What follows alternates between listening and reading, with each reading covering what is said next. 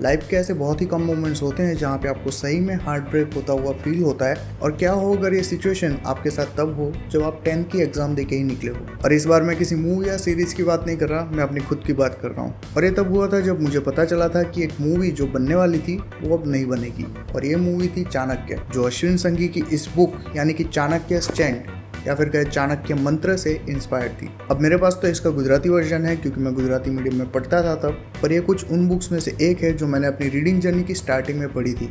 और इसी के चलते मुझे बुक रीडिंग का भी थोड़ा बहुत शौक हुआ था और मैंने काफ़ी सारी बुक्स भी पढ़ी। और ये अश्विन संघी की भारत सीरीज की सेकंड बुक थी और आज की डेट में इस सीरीज की 8 बुक्स पब्लिश हो चुकी है। और एक से बढ़ के एक एशियन मिस्ट्री आपको मॉडर्न सेटिंग में देखने को मिल जाती है, जो कि इसको एक इंडियाना जोन्स टाइप की सीरीज बनाता है, पर इंडिया के ऊपर सेंट्रलाइज किया हुआ, जो कि इसको और ज्यादा यूनिक टच देता है। और सभी बुक्स के बारे में तो नहीं बोल सकता, पर कुछ बुक्स तो ऐसी हैं जो डिजर्व करती है स्क्रीन के ऊपर एडेप्ट होना, जिसमें से एक तो ये चाणक्य स्टैंड थी। दूसरी बुक है द कृष्णा की, जिसके अंदर कृष्ण भगवान के खजाने के बारे में बात की गई है। और कह सकते हैं कि कार्तिकेय 2 के अंदर जो कहानी हमें देखने को मिली थी, वैसी ही कुछ कहानी इसके अंदर भी चलती रहती है, पर इसके अंदर और भी बहुत से एलिमेंट्स यहाँ पे ऐड किए गए हैं जो इसको और भी ज्यादा थ्रिलिंग और इंटरेस्टिंग बना देता है। पर इस पूरी सीरीज के अंदर मेरी जो फेवरेट बुक है वो ये है, जिसका तो नाम भी अब दिख नहीं रहा, इतनी पुरानी ये बुक है। और इसके ऊपर मैं देखना चाहूंगा कि कोई मूवी ना बन के कोई सीरीज बने, जहाँ पे 2 या 3 सीजन की बहुत ही अच्छी कहानी इस बुक के अंदर आपको देखने को मिल जाएगी। जहाँ पे इस कहानी के अंदर हमें 2 ऐसे कैरेक्टर दिखाए गए हैं जिनका राइज टू पावर होता है, एक का अपने दिमाग के बल पे और दूसरे का अपने डेयरिंग के दम पे। और क्या हो जब ये दोनों ही कैरेक्टर एक दूसरे से ही भिड़ने लगे।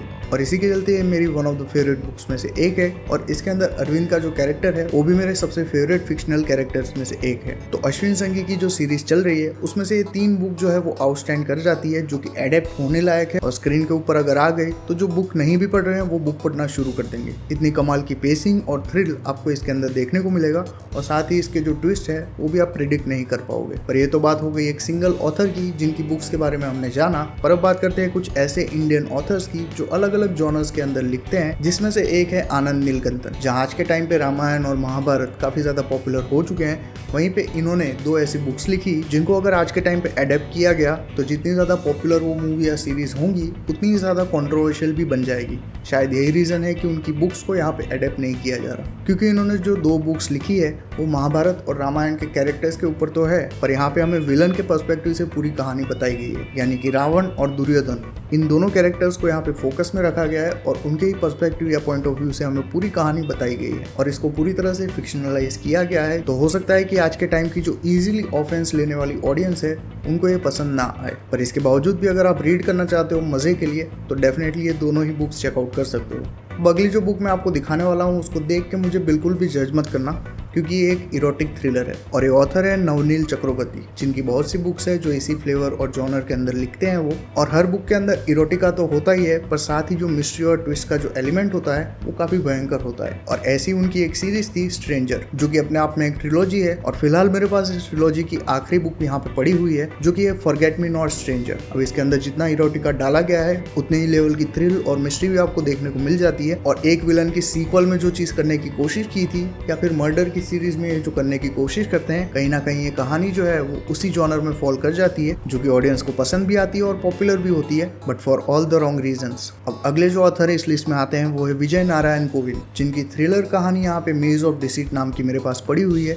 और इस कहानी के अंदर आपको मल्टीपल कैरेक्टर्स देखने को मिलेंगे जो कि एक फाइनेंशियल स्कीम के अंदर इन्वॉल्व होते हैं। और फिर शुरू होता है एक दूसरे को डबल क्रॉस करने का खेल, जो किस लेवल पे आगे बढ़ता है वहीं इसकी आगे की कहानी फॉर्म करता है। अब ये बुक जो है वो मैंने आधी पढ़ रखी है, आधी बाकी है, तो फिलहाल ज़्यादा कुछ मैं बता नहीं पाऊंगा, पर बोल सकते हैं कि एक डिसेंट थ्रिलर मूवी बन सकती है जो आज के टाइम पे बहुत ही कम देखने को मिल रही है। और लास्ट है एवरग्रीन ऑथर किरण नागरकर। और आप में से जिन्होंने भी उनको पढ़ा हो वो अच्छे से जानते ही होंगे कि उनका जो ह्यूमर का लेवल है वो कितने इफेक्टिव वे में काम कर सकता है। और अगेन ये बुक मेरे पास पड़ी है, बट मैंने इसको पूरा कंप्लीट नहीं किया, पर जहाँ तक मैंने इस बुक को पढ़ा है इसका जो ह्यूमर का लेवल है वो काफ़ी अच्छे से काम करता है। और स्पेशली अगर आप बुक रीड कर रहे हो और उसका ह्यूमर अगर आपको हंसा जाता है तो सोच सकते हो कि वो कितना ज़्यादा इम्पैक्टफुल होगा। और ये बुक है रावण एंड एडी, जिसका कवर ही चीख चीख के चिल्ला रहा है कि एक ह्यूमरस कहानी है जिसको काफ़ी अच्छी तरीके से लिखा गया है। और किरण नागरकर का नाम भी इसमें जुड़ा हुआ है। और आज के टाइम पे कॉमेडी मूवी की जो हालत हो रखी है उसके चलते अगर इसको अडेप्ट करके बनाया जाए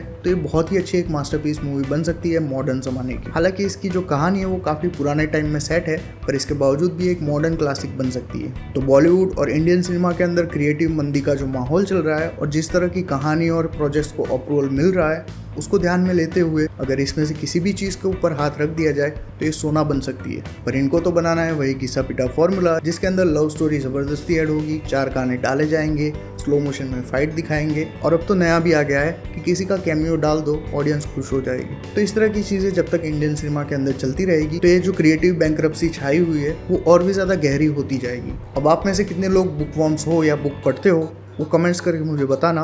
अब इसमें से कौन सी बुक्स आपने पढ़ रखी है ये भी कमेंट्स में शेयर कर सकते हो और दूसरी कोई बुक्स का रिकमेंडेशन हो वो भी शेयर कर देना।